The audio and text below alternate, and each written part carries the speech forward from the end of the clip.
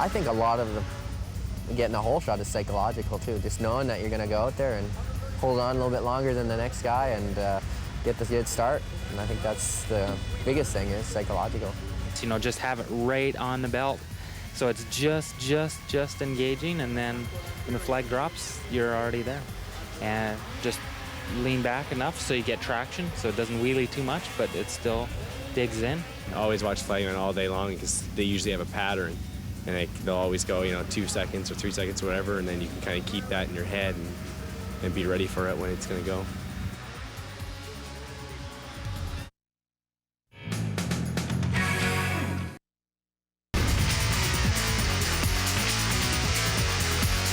Not getting as much air is the secret to getting faster, you know. Staying low to the ground is kind of like the big thing these days, especially in the motocross guy. You don't want to sky off some big jump and get the biggest air as possible. You you can't go fast when you're in the air. You got to get the track on the ground and get some traction to accelerate forward. The fastest way to go is not to get air, really, truthfully. Just stay as low as you can, absorb. Try and hit the jump as fast as you can, but absorb that energy into your body, and basically what it's doing is just shaving the speed off going up the face of the jump.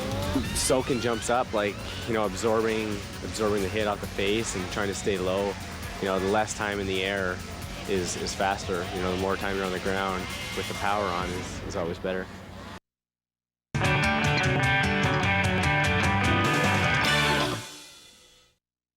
Skidoo's Carl Kuster run the dash for cash with a solid effort through the bumps.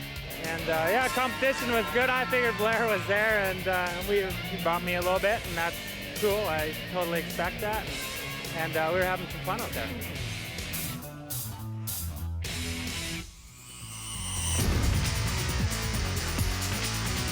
If you're by yourself and there's no traffic around you, railing it would be the best. You know, carry as much speed as you can.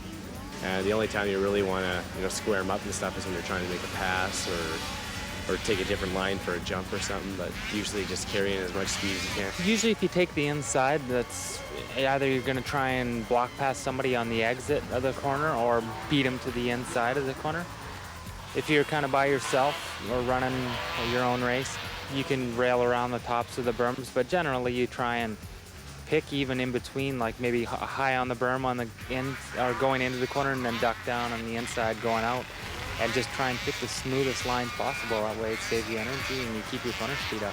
So many different corners, you know, that you can take the inside on a corner or go around the outside, but that's a tough one, you know. It all depends on you know, if it's bumpy into the corner or not. But yeah, I just try to brake as late as possible and get on the gas as quick as you can.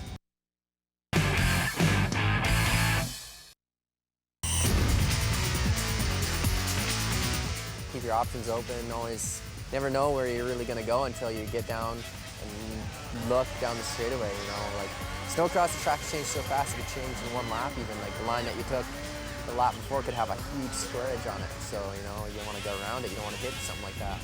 So yeah, I think that one of the reasons maybe why I seem to pick lines a little better than everybody is I just try them all, you know, and know if they're going to work or not. Always ride near the edges. Sometimes it's smooth. Just look for the smoothest, and you know, you can cut across some jumps sometimes where you hit them straight on, it might be rough, but if you go across and at an angle, it might be smoother. Smoothest one, basically. It's, you know, or what'll set you up best for anything coming up to an obstacle. You usually, if it's a tricky obstacle or technical, you're going to need a good drive, and that's where you need a smooth line so you can get a good drive. You know, if you're out in the rough, choppy stuff, sled's going to be bouncing all over, and you're going to use up more energy, and then you get to the face of the jump, your speed won't be right. You're best off to maybe just sacrifice a tiny little bit in the corner and make sure you have a good line for the whole next section, and that's a good way to make up time, you know, and it saves energy too.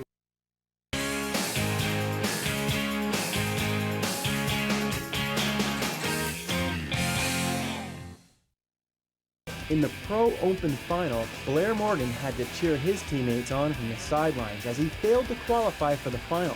Ibsen looked like he was well on his way for another win until Scrap Iron Earl Reimer passed him in the whoop section on the last lap of the race. team owner Jamie Ansu was absolutely thrilled with the result.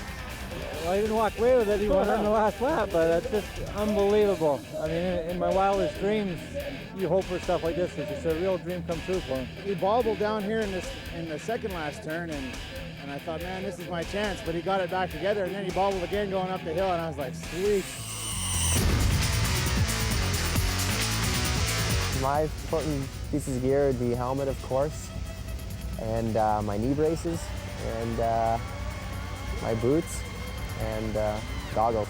No, I've never really had knee problems or anything. I just use them as a preventative kind of measure to make sure I don't have any knee problems, because that's a pretty serious injury a lot of the racing guys get. And yeah, without these knee braces, I would have pretty wrecked knees. With the snowmobiles, you're not on like a foot peg like a motorcycle where the shock comes right through the whole foot, and you need something, you know, with a lot of cushioning on the bottom. Performance-wise, you know, good goggles are essential, especially a double pane so they don't fog up. Plus, if you get a rock or stud or, you know, any kind of debris from the track, it's good to have double pane, right? It saves your eyes. For me, I guess the helmet, of course, and the boots. I wear knee braces now. I sort of need that because my knees are getting loose. I've been doing this for 20 years, so those are probably the three most important things.